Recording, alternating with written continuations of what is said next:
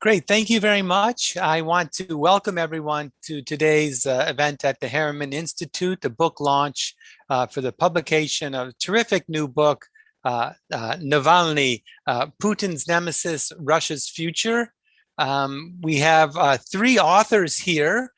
So we're really privileged to get a full picture of the book and how it was written. Let me introduce the authors. Ben Noble, who's a lecturer in Russian politics at the University College London. Dr. Matti Dollbaum is a postdoctoral researcher at the University of Bremen. And Morvan Lallouet is a PhD candidate at the University of Kent. And what we would like to do is to give the authors about 15 minutes to introduce the book, some of the main themes. Then I'd like to ask a couple of questions about the book, and then we'll open it up for questions and answers, and we'll aim for a runtime of about 1 hour. I should also note that there is a discount code for the book if you would like to purchase it directly from the publisher.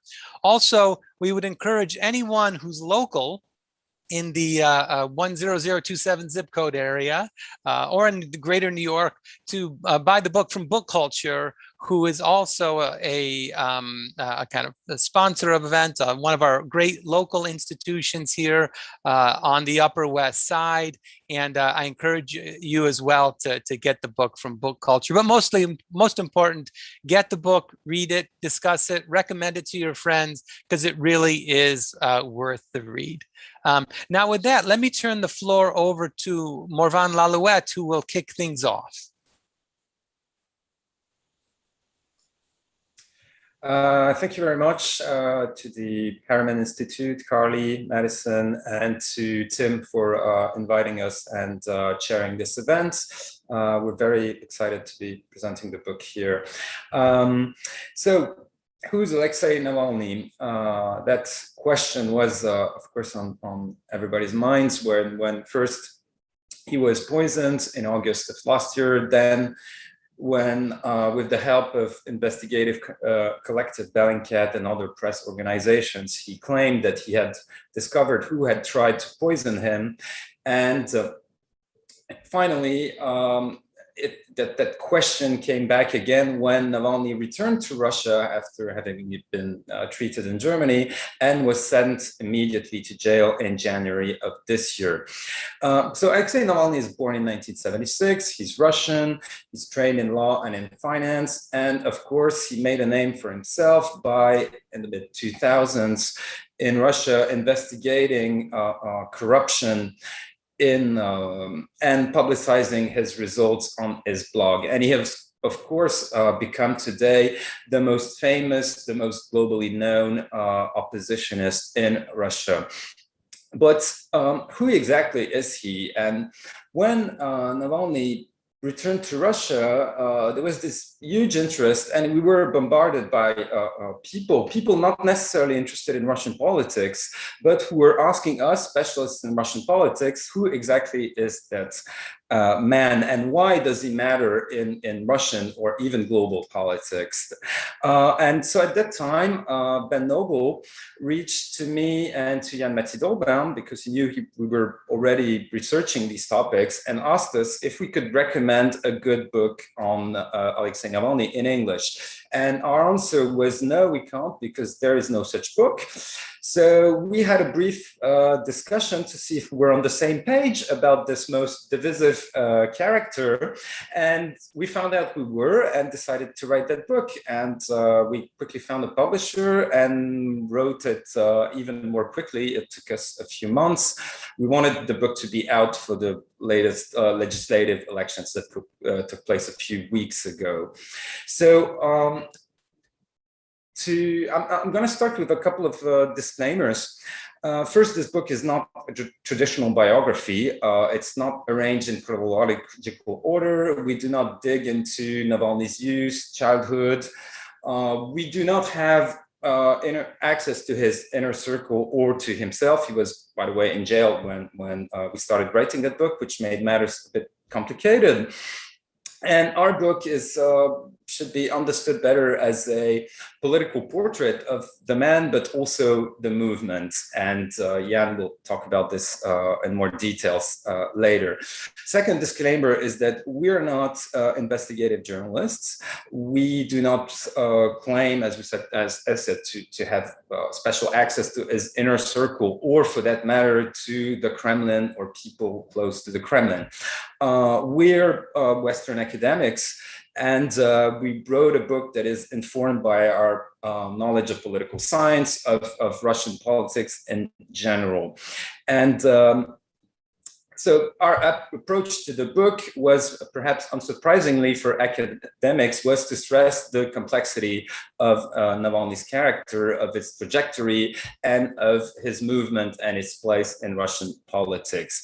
And we wanted to avoid it, especially two pitfalls that had to do with the very intense politicization and polarization that we all witnessed when Navalny was poisoned and then returned to Russia.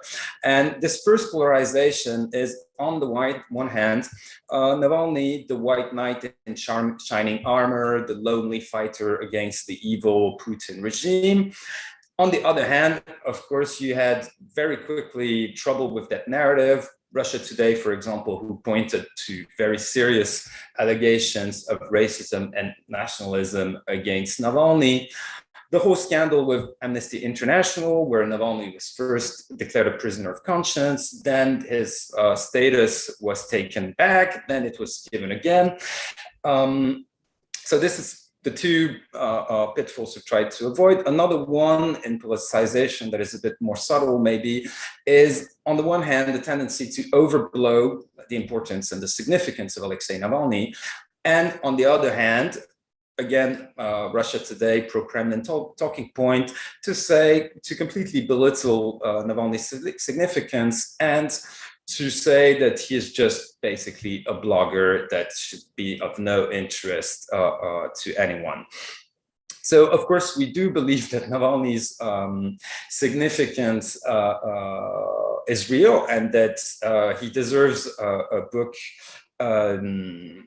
about himself. And this is the book we tried to write. And I will hand over to Ben Noble, who is going to explain a bit in more details our approach of that book and how we deal with that complexity. Thanks, Morvan. And thanks, Tim, for the invitation to speak at the Harriman Institute. It's a great privilege. We try and tackle Navalny's complexity head on, and that involves looking at some of the darker pages of his history. But the main mechanism that we use in the book to deal with that complexity is separating his life over the last 20 years into three strands. We look at Navalny as the anti-corruption activist, Navalny as the politician, and Navalny as the protest leader. But we also look at how Navalny has adapted to the Kremlin and how the Kremlin has adapted to Navalny, his team, and the movement more broadly. I'm going to, in the next few minutes, speak about Navalny as anti-corruption activist and politician, and then I'll hand over to Jan to speak a bit more about Navalny, the protest leader, and how the Kremlin features in the book. So at the beginning of this year, just after Navalny had returned to Russia, the Anti-Corruption Foundation released the Putin's Palace video, which I imagine many people on this Zoom call have watched. It's currently been seen by more than 118 million people. Polling by the Levada Center, the independent polling agency in Russia, suggested that very, very soon after the release of the video, more than a quarter of the adult population in the country had seen it. And so in many people's minds, especially those people who don't follow Russian politics all the time, they might associate Navalny with this particularly high-profile investigation. But Navalny's activities when it comes to anti-corruption investigation goes back many, many years, and he almost stumbled accidentally into it as an area. In the mid-2000s, he was a member of the emerging middle class in Russia, and so he decided to invest some of his money in stocks and shares. He did so, but then he quickly became frustrated because he wasn't able to get information that he wanted. He wanted to know how the profits were being spent. He also wanted to know who else owned particular stakes in these companies. And so he started turning up to shareholder meetings, as was his right, and asking difficult questions, which made him stand out very quickly. In those meetings, he also stood out because he was charismatic, clearly very eloquent, and was brave enough to ask those difficult questions, which were getting lots of other people into very sticky situations at that time. And as well as asking those particularly difficult questions in the meetings, he also blogged using LiveJournal, the particularly important blog at the time in Russia. He blogged about the questions that he was asking and the lack of information that he was getting. And so he quickly turned into Russia's most famous blogger. And it also meant that given his rising visibility, people started coming to him saying, well, have you looked at this particular instance of corruption? They would allege that something's going on, and they would ask him to be involved and carry out the investigations into those particular instances. And so Navalny is only one man. He decided to build a team that would allow him to look into these particular instances, these allegations of corruption. And he could see that when it came to corruption, it was one of those issues that was able to unite people of very different ideological positions. And so in terms of a political topic, it was very effective. And so at the same time, he started to realize how he could turn into quite an effective political figure, and how this would be a particularly effective political topic. So in the chapter 2 in the book, when we look at Navalny as an anti-corruption activist, we look more broadly at the role of corruption within post-Soviet Russian society and politics. We also look at Navalny's possible motivations for being involved in this particular area. We also look at the construction of the organizations that looked into corruption, including the Anti-Corruption Foundation. When we were writing the book, in real time, these organizations were being deconstructed at a much quicker pace. So that was an interesting, to put it mildly, feature of the very quick writing process for us. But we also look in that chapter at how the screws were starting to tighten, as I say, the labeling of Navalny's organizations as extremist, and then leading to their dissolution this year.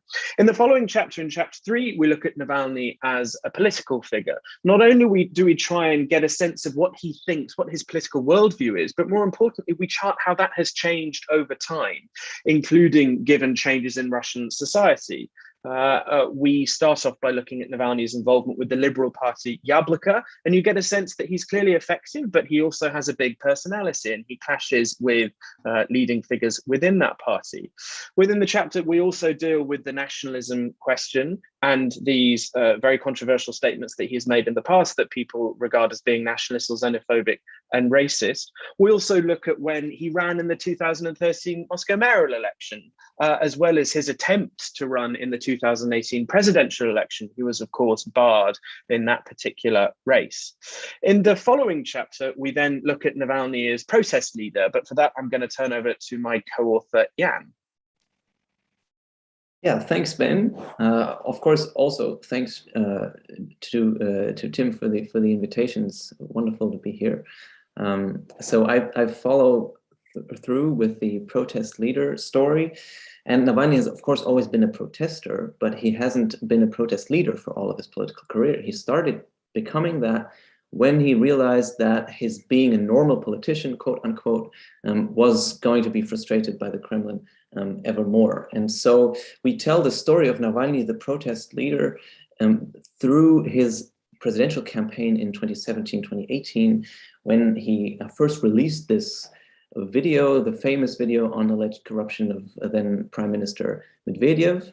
That was then followed by large protest meetings across the country organized by him and his team. And this was really the vehicle by which he then built up the political organization that Ben has just already touched upon. So this network of regional offices that has also been dismantled now was really the result of this protest spreading through Russia in 2017 as a consequence of this corruption video. And then these protest events drew people to the streets in some way similar to the protests in 2011-12, similar in that way that they attracted many people who hadn't been politically active before, that they politicized people and inspired also people to become more permanently active. But in contrast to the protests in 2011, Navalny had a structure ready where these people could actually engage and could act on their sort of newly found politicization, right? And this was the trick of the whole campaign, to attract people through protests. It's an inspiring collective activity, and then sort of channel them into the political structures. And that worked really well, and that is the way this organization was built. And then here's also already sort of in this narrative, there are these two elements of Navalny's political organization, which is on the one hand a social movement, and on the other hand a political structure. And they were sometimes in contrast with each other, because of course the social movement idea is really grassroots based activists who come to the thing with their own ideas, their own wishes for the country. And then the political organization, which is very much top-down structured and seeks to coordinate people much more than inspire them. And really this clashed sometimes when the activists said, we are directed by a political machine from the top that we didn't really vote for. But on the other hand, many also understood that this was the right way to go in this very volatile and repressive political environment where decisions had to be taken very quickly. So this was sort of strategically quite well done, I think, combining these two elements and bringing them into dialogue with each other. And then, so this is the story we tell basically in chapter 4. And then we, for the final substantive chapter, we then reverse the perspective and ask, what actually does the Kremlin have to say about all of that? And here we really build on a lot of work that's already out there, and of course saying that the Kremlin isn't just this monolithic block that just everybody runs up against and fails basically, but the Kremlin itself is reacting very much to the challenges that are changing on the ground. And of course here on the panel there's the author of a book that deals exactly with these constraints that Putin faces. And one of those constraints is, of course, Navalny, right? Or one of those challenges is Navalny and public opinion. And we try to make the point in the book that the Kremlin has been reacting to Navalny and other opposition movements in a way that was really changing the nature of politics in Russia. And just one example would be the annexation of Crimea, read or interpreted as a sort of domestic policy, where the Kremlin turned towards a specific type of nationalism that was sort of ethnically inclusive, but still much more nationalist than it used to be. And that sort of took the winds out of the sail of somebody like Navalny, who was a few years before at least campaigning on the nationalism issue, and it drove a deep wedge into the nationalist camp, which was probably not by accident. And then we have other examples of how sort of the Kremlin has been reacting to the challenges that Navalny has been bringing against it. And sort of to return to the writing process, so these events of closing down Navalny's organization and sort of transforming Russia's politics from a very rather soft version of authoritarianism towards a rather traditional, repressive version of authoritarianism. These events were unfolding in real time, but we hope that the book isn't dated yet, because we sort of ground them in this larger narrative where Navalny and other opposition have been in a somewhat strange dance with the Kremlin, where you cannot understand one side without looking at the other side. And really, you can't predict the movements or understand the movements without looking at the other side. So that's really the final point we want to make. And here we turn over and look forward to the questions. Great. Thank you very much for that really concise and useful presentation of the book. And I want to encourage participants to send in questions, and we'll be glad to pass them along to the authors of the book. In the meantime, I had a couple of questions, and one I wanted to second Jan's point that no matter Navalny's fate, this book is not outdated and will always be useful for its analysis in kind of real time of a really important moment, particularly this last year in Russia's modern political history. And there, you're dealing with, a topic that, despite Navalny's current predicament, the issues that he raises are not going away. You might say that, the Kremlin has gotten rid of the major opposition movement, but it's not as if opposition doesn't still exist. So Navalny will still be a topic of discussion. So the other thing, he's a terrifically complicated and interesting figure to write about for all of the reasons that you suggest, the contradictions in his political views, his willingness to kind of recognize what is politically sellable in Russia at the moment, while also having some core principles on which he doesn't want to budge and compromise. And I also, for me, the most important issue that kind of gets raised in your book and that Jan raised at the end is that it's not exactly surprising why Navalny gets put in jail, right? This is not unusual in non-democratic governments that political opponents end up with a similar fate. What is fascinating to understand is, why was Navalny allowed to operate so publicly for so long in such a high profile, given that he clearly made many enemies among very powerful figures in Russia.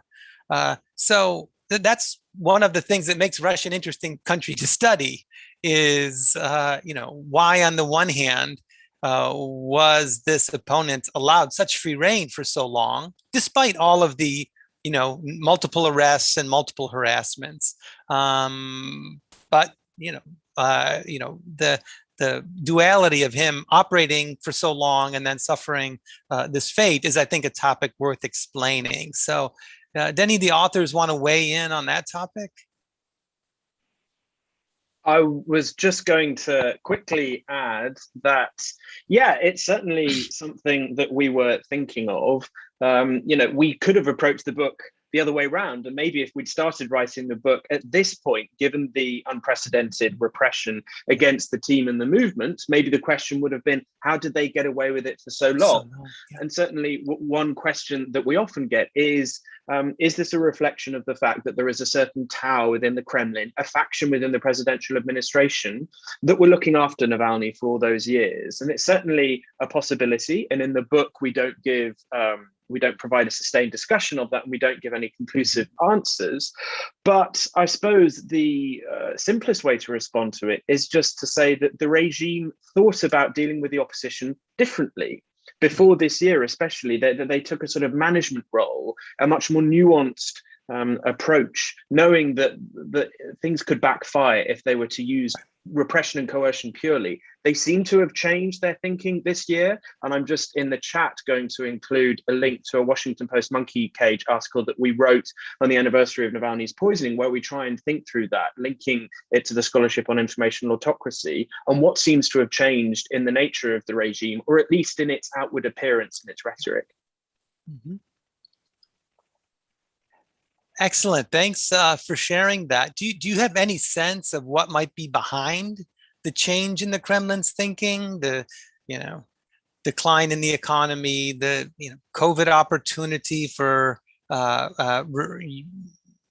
using repression as a broader tool, given that it's harder to organize in the COVID context, the waning of the Crimea moment? They're all a bunch of kind of arguments that could be made out there. What's your favorite? And do you want to talk a little bit more about that? Yeah, I think that was phrased exactly right. So there are a lot of potential explanations, and we can't, of course, say which one it is. And it might be all of them to some degree. Mm-hmm. My favorite is, hardly surprising, is Navalny's organization, which has sort of not had the potential yet to, of course, be an alternative power center, if you will, but it had the potential to become that, perhaps in the long run, if able to operate longer, and especially if able to operate under crisis conditions. So this was sort of, I think, strategically planned to build up something like that can provide the structures for a counter elite to grow in.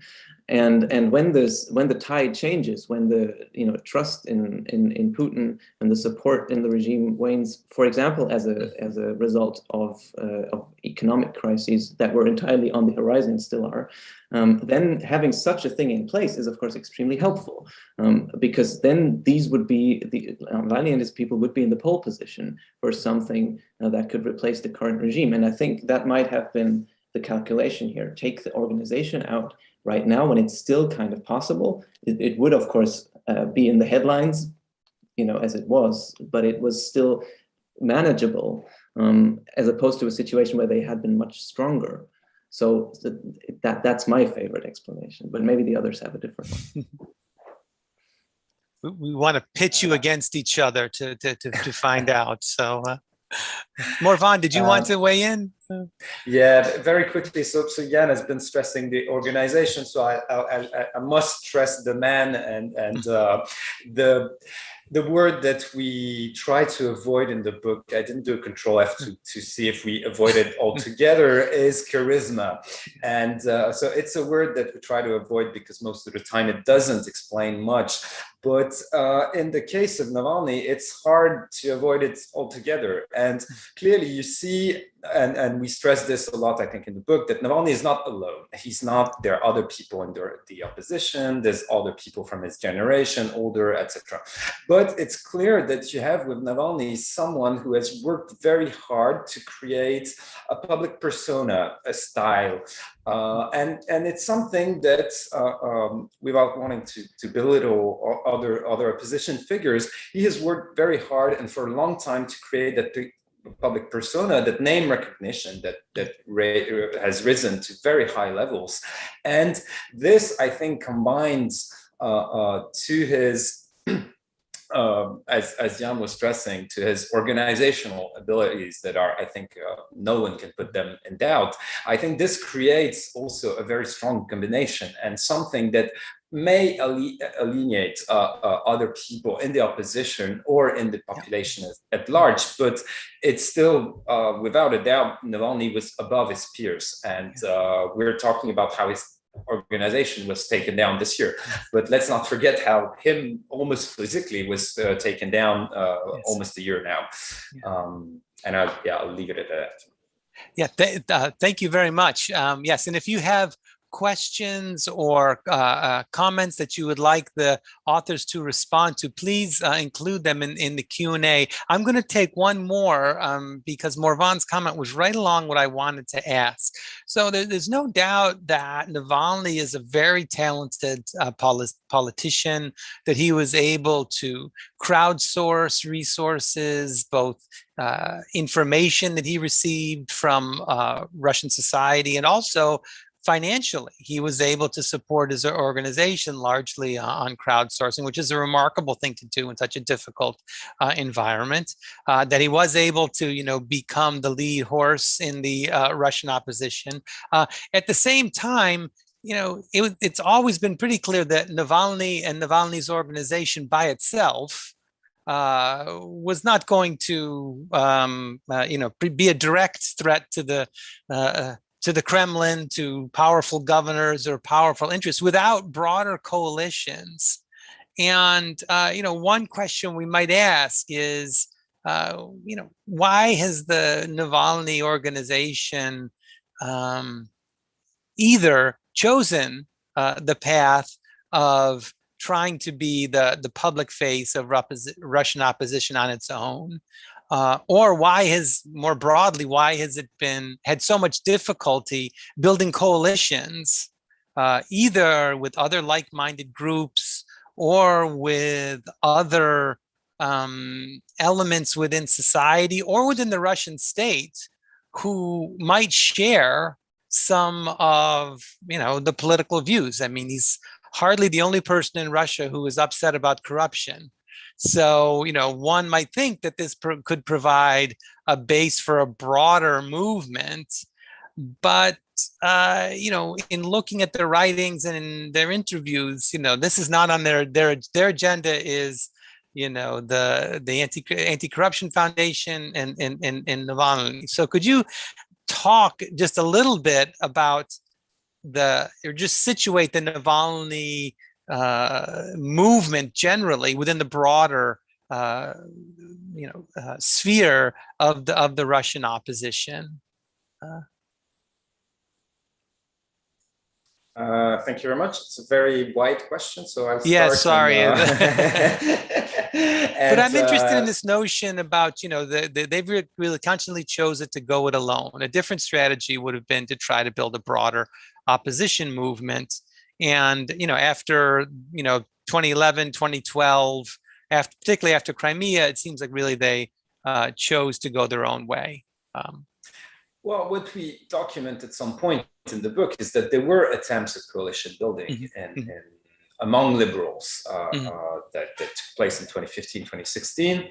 And that at the time, from what we understand, Navalny devoted a lot of time and a lot of energy trying to unite this liberal opposition that is a very fractured field with many competing organizations, many competing egos, people who have a relationship to their organization that is patrimonial almost. If you look at, for example, Parnas, once Nemesis was killed, it became almost the personal property of Mikhail Kasyanov. And you had these attempts, and they collapsed on ego clashes, basically between Alexei Navalny and Mikhail Kasyanov. And so, of course, you have these elements, and I think that at some point it's. You can blame possibly to an extent Navalny's personality and the thing that he almost certainly believes that he must be the leader of any type of coalition building that is around. On the other hand, so this would be to point to probably his personality traits, where he's someone who is clearly, as we say, domineering, who gets into a lot of fights with his would-be allies or opponents. On the other hand, if you look at how he has managed to build these movements, I think you can agree that his claims to leadership have some basis. It's not like it's a fantasy. Now, as to another question that I think is very interesting, like why haven't they tried to find some allies within the state itself? I think that at some point, and this is how you see how Russian politics has changed so much, is that Navalny had objective allies within the Russian state. When, for example, he ran for the Moscow mayoral election, and it sounds like now like ancient history to see that United Russia provided him with the signatures that allowed him to run, because in their scheme of things at the time, the pretense of political competition was something important. And Navalny was somebody who could provide that imitation of democracy. Now, the big question is what made them change their minds, and what made them think that now this is not something we're going to do anymore. And it probably has something to do with what happened within the Kremlin, but this is something we know very little about, unfortunately.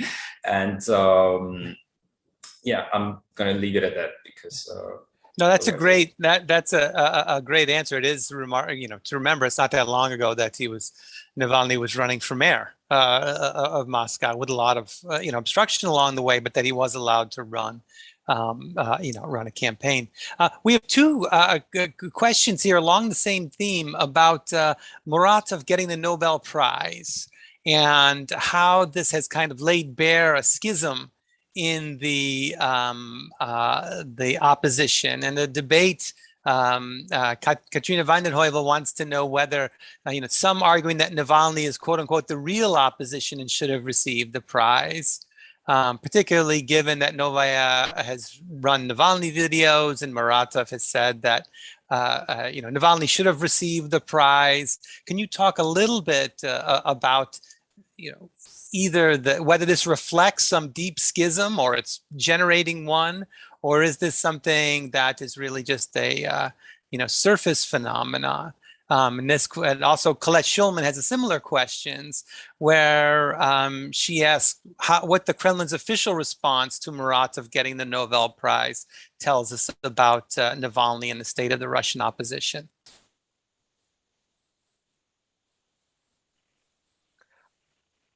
I'll just say quickly that It was very, very intense, the debate in Moscow about that particular decision. So I don't think we can discount it as something surface level. It clearly exposed something very real, and emotions were raised. And I had people relaying. Of course, I'm in London at the moment, so it wasn't in Moscow when it happened. But it did seem to be that it was exposing something. But we have to work out what it was in fact exposing. And it points to something that Joshua Yaffe of the New Yorker has so eloquently written about, and that is the question of compromise. And how do you deal with a system like the current system, and that Tim, you've written about recently in your book? Yeah. How do you deal in a system in which you can't carry out what you would faithfully want to do, to realize your own policy preferences, to act alongside in conformity with your ideological preferences, when the electoral playing field is so unleveled? Do you just boycott elections, and that's something that Navalny has advocated in the past, or do you try and deal with that flawed electoral system in a way that tries to take the authorities on at their own game? And that's very much smart voting's approach. So Navalny was turning to these people that he manifestly hasn't reached out to with broad outstretched arms, saying let's form a grand opposition coalition. But for the elections, he has turned to opposition-minded voters and said, in this situation where we don't have an ideal scenario, the best thing to do is to unite the opposition vote to try and frustrate United Russia in winning a particular seat. And of course, not all the opposition gets on board with that. They don't like the idea that they may be liberals being told to vote for a Communist Party candidate. And so I think it really gets to the heart of the Nobel Peace Prize decision, and the very difficult conversations and the shouting matches that happened afterwards showed the difficulty of people grappling with the idea of compromise. And it points to the fact that even if people are ideologically on the same page, they might have very, very different ideas about how to achieve their goals in that system. And certainly when it comes to the official reaction, we know that Putin, when asked about this relatively soon after the decision was announced, he said that the prize wouldn't protect Dmitry Murasov from being labeled a foreign agent. And that shows something else, which I think is worth mentioning. And that's how the idea of foreign interference is now everywhere in the political discourse in Russia. And my reading of it is a way of maybe looking at what's happened this year that isn't Navalny centric. Of course, we've written a book on Navalny, so we often take to make things, we tend to make things, about Navalny. But looking at foreign interference, that's a way of placing what's happened to Navalny, placing what's happened to his movement into a broader context, and the same frame as looking at, say, moves made against independent media. That with this foreign interference narrative, the Kremlin can say that both political opposition and independent media are treasonous, and that it's not a reflection of any sincere pluralism of thought in the country or any indication that there are problems in Russian society. It's just the fact that Western societies are paying politicians or journalists within the country to make it seem as though things are worse than they actually are. And so I think that provides the broader context when the Kremlin is having to deal with rising prices, which it knows Russian voters do not like, Russian citizens do not like. Rather than dealing with the underlying structural issues that lead to those rising prices, they can just frame the problem in a way that maybe will prevent a significant majority of Russians from turning out onto the streets. So I think the Murasov incident tells us lots about the idea of compromise, and I think we shouldn't lose sight of this foreign interference narrative and really quite how important it is now in Russian politics more broadly. Excellent response that encapsulates some of the other questions that we've received from Katrina and Colette. Colette also has this question that Putin has said that he kind of approved of Muratov as long as he observes Russian laws. So there is this kind of underlying threat. Nice Nobel. It'd be a shame if something were to happen to it. But in thinking about this anti-foreign frame, how credible do you think that is being perceived by ordinary Russians who, this isn't the first time they've seen governments trying to shift blame for bad performance. and to the extent that just about all of the opposition media at this point are now foreign agents, is there any sense in which there is a risk of backlash?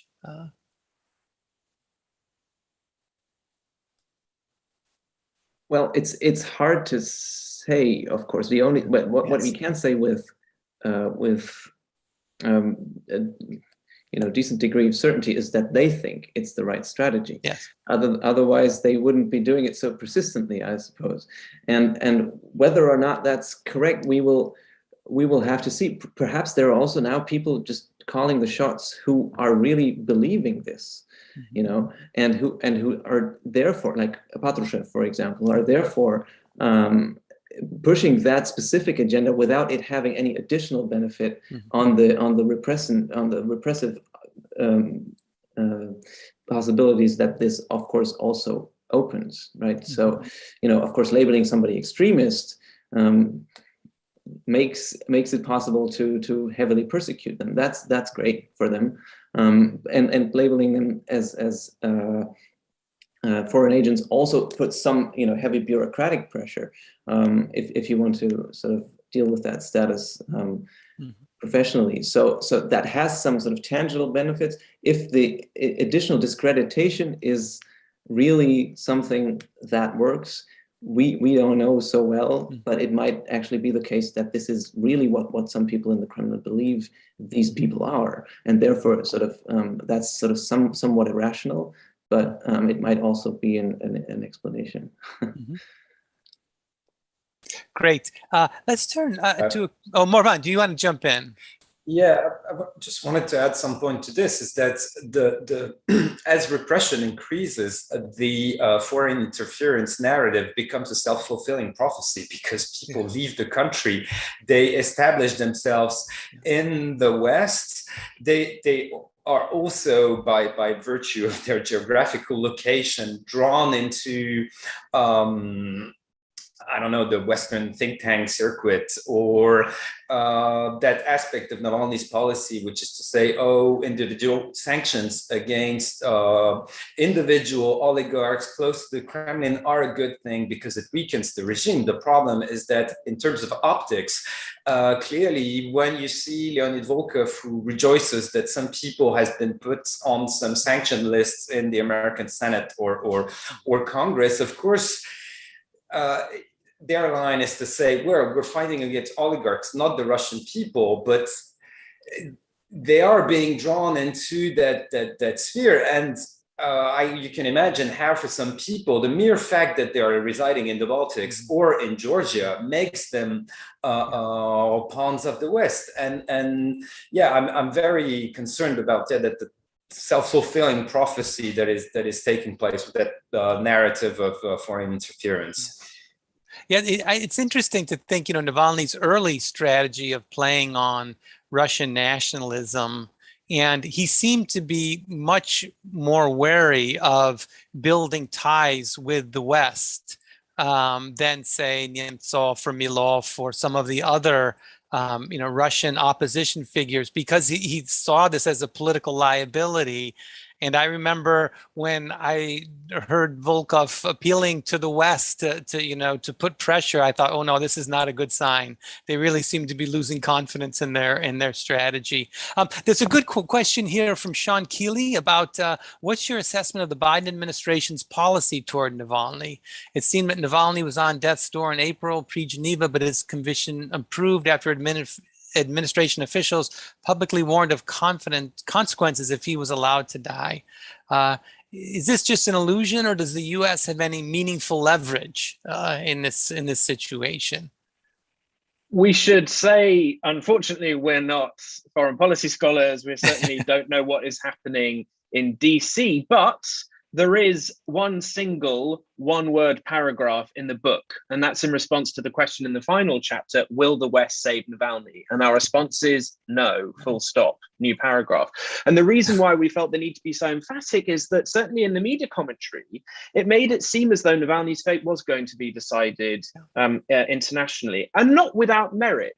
Certainly Western pressure, appeared to have some role regarding the decision to move him for the medical emergency evacuation from Omsk to Berlin. The statements by Angela Merkel, Emmanuel Macron seem to make a difference. However, now that he is back in Russia, now that he is in a Russian prison, I think Western powers have to be very realistic as to the influence they can actually exert on what will happen to him.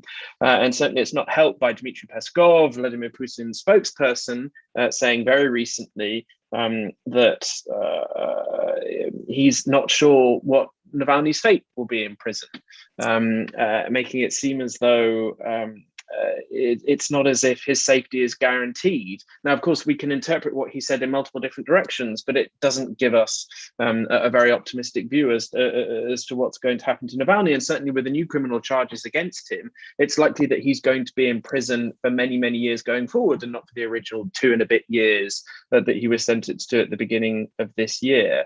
But yeah, I think a healthy dose of realism when it comes to working out, trying to think what the West's influence is on Navalny's current position in Russia. Great. We also have a question here from Nastasia Mais, and the question asks you to go against your material interests in promoting a book on Navalny by asking whether you think the West, as some people have argued, has focused too much on Navalny and not paid sufficient attention to other civil society groups working on various issues within Russia, or other potential opposition leaders. Do you think that's a fair charge? Yes, of course. We had to really concentrate on Navalny when writing a book about him, and leaving out many other important movements and people. Although I have to say, when you read the book, it will hopefully become clear that this is not just a book about Navalny, but also about these other people in the opposition, but also about more structural issues that made somebody like Navalny become the most important single oppositionist. And these structural issues are, of course, first the role that corruption plays in the Russian form of authoritarianism as a stabilizer, as a force that can always be used to discipline elites, but that's also used to keep them loyal. And then another structural issue is, of course, in increasing and very strong economic inequality that Navalny has been tapping into, and that, of course, his criticism of oligarchs is also playing to. So we cover these structural issues, and we have to admit we don't cover the other opposition movements so well as we perhaps should have. But on the other hand, this is really the attempt to blend all of this, and at least in the politician chapter we deal with the coalitions and difficult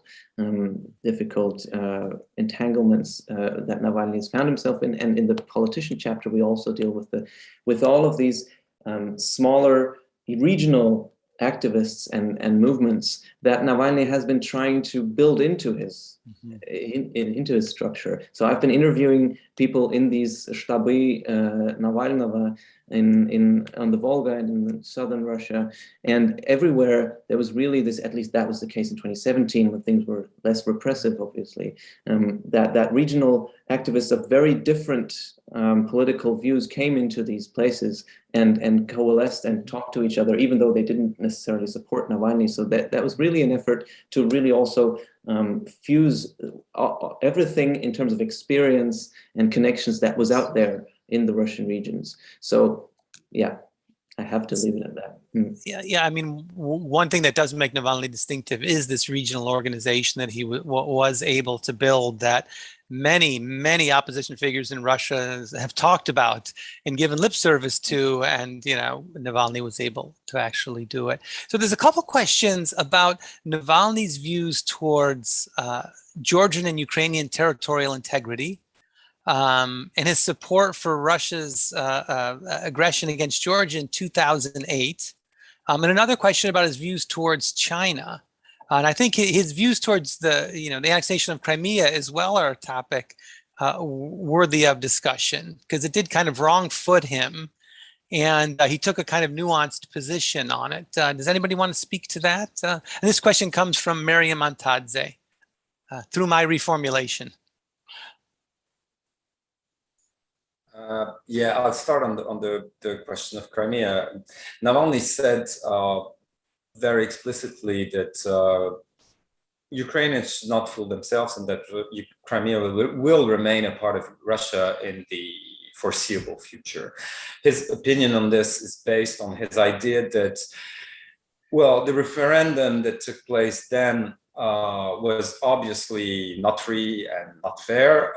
The intervention of the little green man in Crimea of Russian special forces violated all international agreements, international law, international agreements that had been signed by Russia itself, but that in his view, there's no doubt as to where the majority of the population in Crimea wants to live, and that is Russia. So his point on this is and he says, well, we can organize a second referendum that would be free and fair, and we would probably end up with a very comparable result and Crimea would remain in Russia. Now, as you said, well, this is not a very popular opinion, both with liberals and with nationalists. And I think this is the point that is interesting in these positions, that of course, many people in the liberal opposition were advocating basically handing over back Crimea to Ukraine. This is clearly not Navalny's position, but he's also, and I think this is also interesting in relation to his nationalism, is that you couldn't see at this time a man who was over enthusiastic about Crimea and saying, oh, Vladimir Putin has restored the grandeur of the Russian Empire. And this is, so he was basically, I think, trying to chart the middle ground here between nationalists who were clearly very enthusiastic and liberals were very critical. So yeah, that was basically the position of Navalny on Crimea. Mm-hmm. On the question of Georgia, I'm less familiar with what was exactly Navalny's position at the time, besides the fact that he used racial slurs to designate Georgians, which is, by the way, one of the rare occasions in his nationalist past where he actually apologized for what he said. He said some other nasty things that he never regretted. And but this is one instance where he regretted calling Georgia's a racial slur. But on his position on the Georgia war, I won't venture into this because I'm not familiar enough with that, with his position here. Sorry. One anonymous attendee wants to ask, in some ways, which is the vapros of the question of questions here, is about Navalny's decision to return to Russia and how his return moves his movement forward versus pursuing his objectives abroad. Anybody want to jump into that one? Yeah, of course, it is right that this is really a puzzle. We have been approaching this puzzle from quite different perspectives. One is his personality. He was just too dogged not to go back. He was probably not just, he wasn't going to give in, and that is probably a part of the explanation. Another part is what he probably felt was he was owing to the activists on the ground who were standing, in Russia without the possibility to immigrate, and just sending a signal to them that he's not leaving them for themselves. And then also the idea that he's not a dissident, that he cannot achieve what he wants to achieve by writing words from outside the country, but rather by acting on the ground. And if that action means that he goes to jail, then that's also some significant type of action, because it produces information about the nature of the regime. So Ben has already linked to the article in the Monkey Cage, where we make that argument that this was part of his strategy for quite a long time, to do something and have the Kremlin react to that in an authoritarian way and in a publicly visible authoritarian way, to send a signal and an information about what this regime is actually like. And this is sort of the ultimate signal. It is a huge sacrifice. Probably they didn't calculate that the repression was going to be so severe against the movement. They probably calculated that he was going to end up in jail, and that sort of signaling the authoritarian character might have been part of the strategy as well. Well, they certainly succeeded in that. Ben, the question is whether that will have any consequences. Yes. Yeah. I was just going to add to what Jan has said, that we often get asked the question, did he make a mistake in returning? And as Jan has pointed out, I think it was unclear to Navalny, his team members, but also to us, people who watch Russia. It wasn't clear. We didn't know the extent to which the authorities would crack down against the movement. And in a recent letter that Navalny has released from his prison colony, he has acknowledged that fact and has told his supporters, look, I know in the past I've made the point that in order to be an effective Russian politician, you need to be in Russia.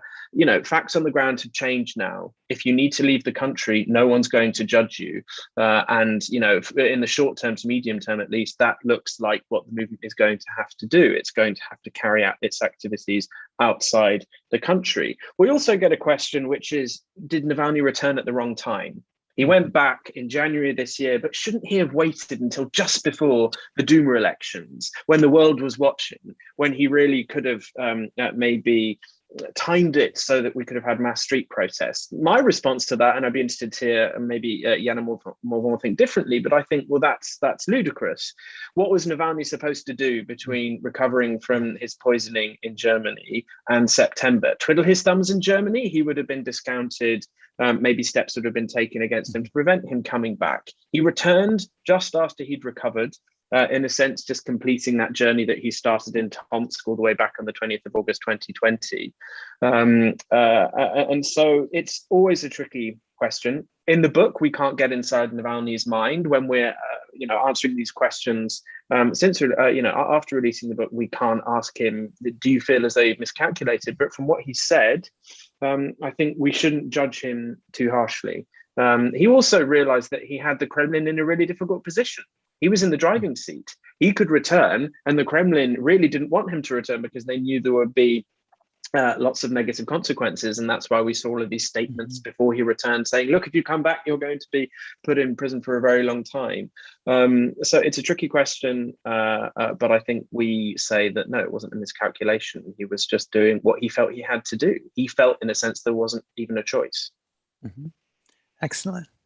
We have another question from Katrina Vanden Heuvel, which asks you to think in kind of more systemic terms about how the escalating conflict between the U.S. and Russia, some might even call it a new Cold War, might empower those in both countries who make foreign interference their dominant narrative, with all the consequences.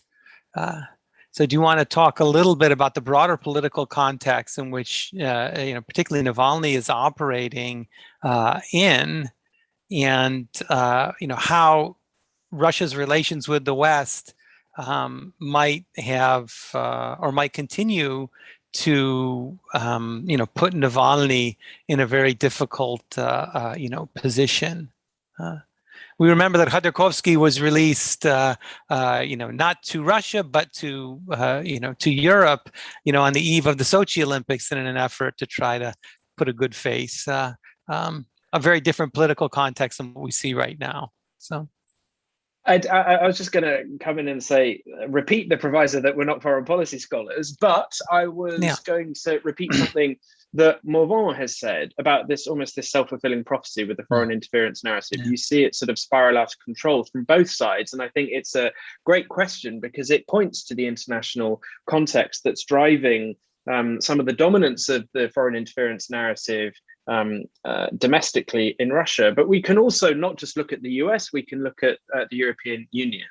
and some of the statements that they made. Going into the elections, the European Parliament was discussing the possibility of not recognizing the elections, looking at the menu of manipulation, those steps that were being taken by the authorities to unlevel the playing field. And they were saying this is cause for concern. Of course it's cause for concern. The problem is that the Kremlin could easily frame that in terms of foreign interference and say, look, the European Union, European Parliament, European political actors are trying to interfere in our domestic affairs. Following the sort of run up to the elections, just before the election started, the European Parliament, elements within the European Parliament put out a resolution saying that, and I'm going to quote it because it's really quite strong language. They referred to the political system in Russia as a, quote, stagnating authoritarian kleptocracy led by a president for life surrounded by a circle of oligarchs, end quote. And so you can see how that you just see a ratcheting up of rhetoric and tension on both sides, which then justifies to the Kremlin and maybe convinces skeptics within Moscow that actually this foreign interference narrative is convenient, but also maybe it's real. Maybe now we are in a situation where they may have said before, okay, we realize this is all just rhetoric, but now they might actually feel that this is something that is, a foreign policy that is being pursued by Western powers. So I think it's really worrying. And you have people like Vyacheslav Volodin, the Speaker of the State Duma, saying that the foreign interference narrative now has a sort of constant, permanent character to it. He said that, a few days after the elections.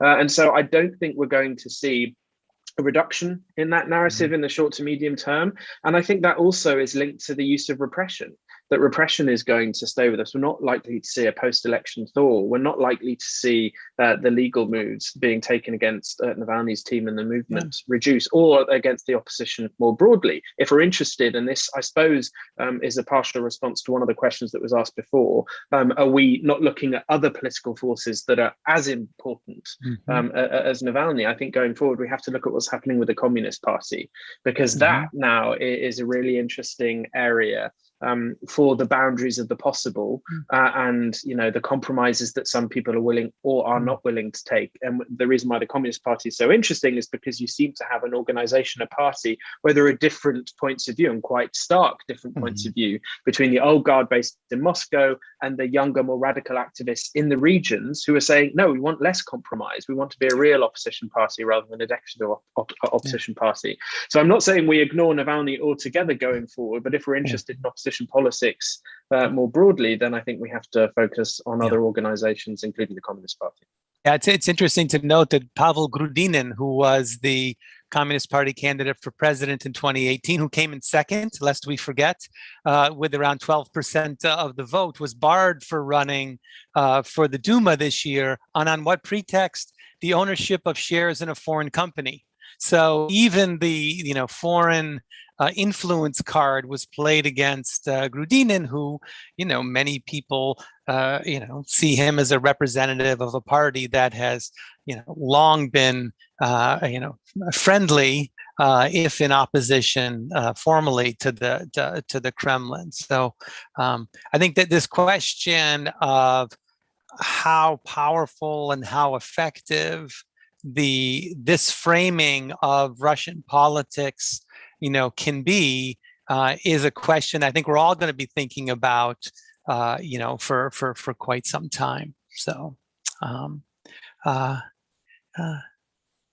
think we've run out of time. I just wanted to ask one more question about the book writing process. So you wrote this in record time. I really applaud that. I've also learned that with my own book that just came out, the definition of eternity is the time between when you hit send on the final version of the page proofs and the time the book actually comes out. And so in your case, it's even more of a pressing question. Is there anything that would have been different, if you had an instantaneous publishing process in which as soon as you hit send, the world saw your book? Is there any changes that you would make?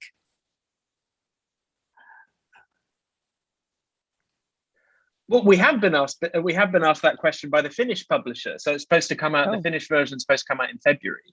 Good. And the translator has been in touch saying, do you want to add an epilogue?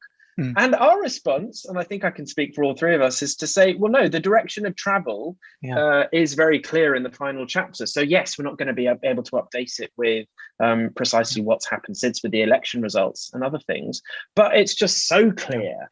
The unprecedented steps that the authorities were taking, the destruction of the Anti-Corruption Foundation, that at the moment we don't feel as though it's necessary to update the text.